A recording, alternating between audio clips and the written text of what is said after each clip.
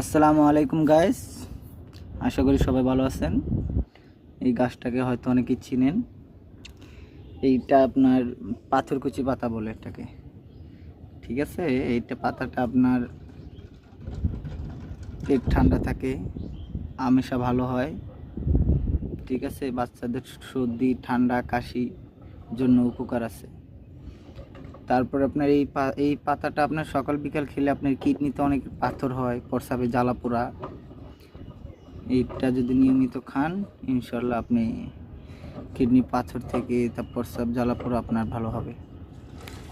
এই পাতাটা আমার বাগানে আমি লাগিয়েছি, অনেক দূর থেকে এনে। পাতাটা কারা কারা খেয়েছেন কমেন্ট করে জানাবেন। পাতাটার উপকারিতা অনেক বেশি।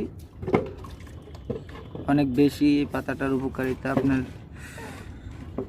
সর্দি কাশি ঠান্ডা, তারপরে আপনার পেট ব্যথা আমেশা, অনেক কঠিন আমেশা থাকলেও এই পাতাটা খেলে সকাল বিকাল ভালো হয়ে যাবে ইনশাল্লাহ।